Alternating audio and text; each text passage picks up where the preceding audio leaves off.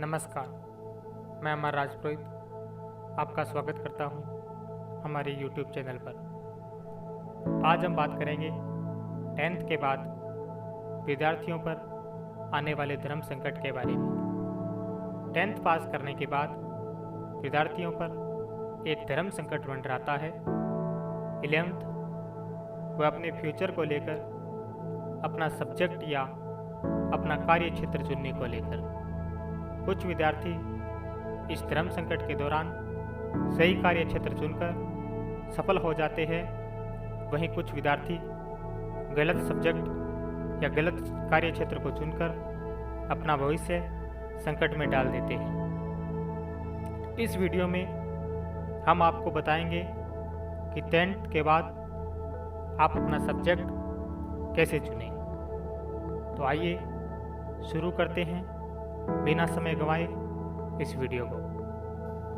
आजकल विद्यार्थी 10th के बाद सब्जेक्ट चुनते समय मुख्य रूप से 3 प्रकार की सोच के आधार पर अपना सब्जेक्ट चुनते हैं, या यूँ कहूँ अपना कार्य क्षेत्र चुनते हैं। पहले अपने दोस्तों को देखकर, दूसरा 10th के अंकों के आधार पर, तीसरा अभिभावकों के दबाव के चलते। सबसे पहले मैं बात करूंगा नंबर 1, अपने दोस्तों को देखकर। अधिकतर विद्यार्थी अपने दोस्तों को देखकर अपने विषय का चयन करते हैं या अपने कार्य क्षेत्र का चयन करते हैं कि मेरे उस दोस्त ने साइंस सब्जेक्ट ली है तो मैं भी साइंस लूँगा, मेरे एक दोस्त ने आर्ट्स ली है तो मैं भी आर्ट्स लूँगा, जो सरासर गलत है। क्योंकि ज़रूरी नहीं होता है कि जिस क्षेत्र में आपका दोस्त बेहतर कर सकता है, जिस क्षेत्र में आपका मित्र बेहतर कर सकता है, उसी क्षेत्र में आप भी बेहतर कर सको। इसलिए ये सरासर गलत है। दूसरी सोच अक्सर विद्यार्थियों की रहती है कि वो 10th के अंकों के आधार पर अपना विषय का चयन करते हैं। जैसे उनके मैथमेटिक्स में अच्छे नंबर आए हैं तो वो मैथमेटिक्स का चयन करते हैं। यदि साइंस में अच्छे नंबर आए हैं तो वो साइंस के वनस्पति विज्ञान की तरफ अपना रुख दिखाते हैं।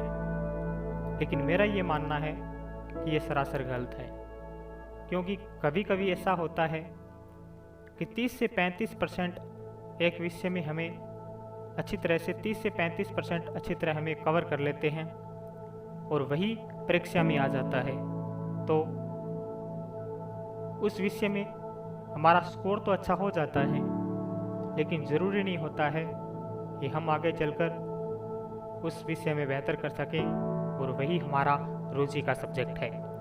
तीसरा कारण, सबसे महत्वपूर्ण कारण है, अधिकतर विद्यार्थियों पर उनके पेरेंट्स द्वारा कोई एक विषय थोप दिया जाता है कि तुम्हें यही विषय लेना है, जो कदापि उचित नहीं है।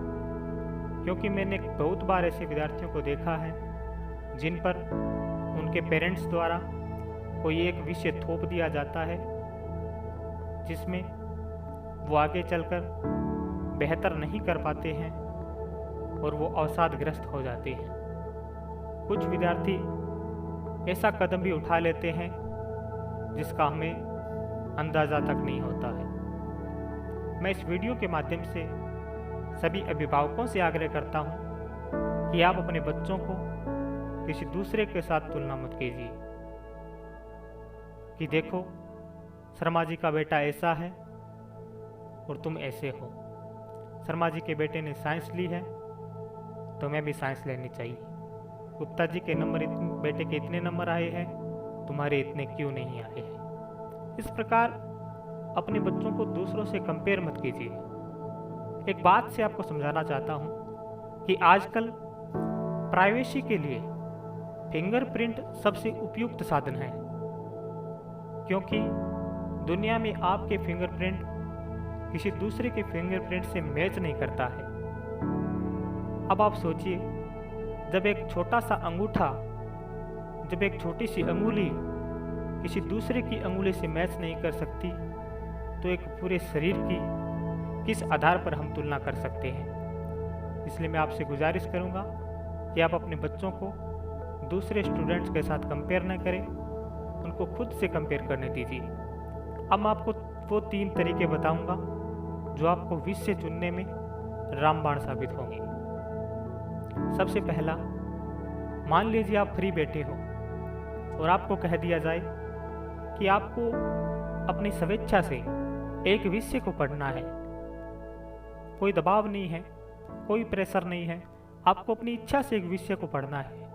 और जिस वक्त जिस विषय का आप चयन करते हो, मेरा ये मानना है कि आपके जीवन के लिए वह सबसे उपयुक्त विषय है।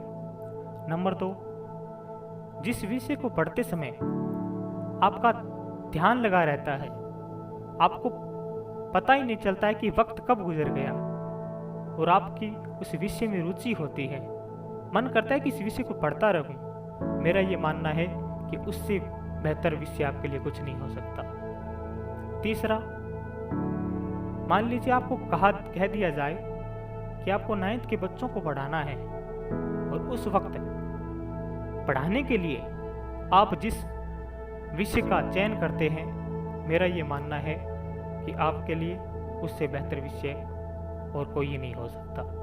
यदि उस वक्त आप गणित का चयन करते हैं तो आपके लिए उपयुक्त विषय गणित है।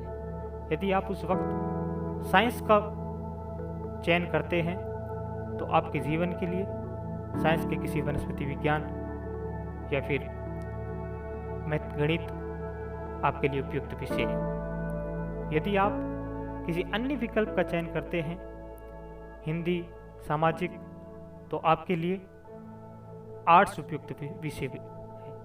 यदि आप कंप्यूटर का चयन करते हैं तो आपके लिए कॉमर्स आवश्यक विषय है।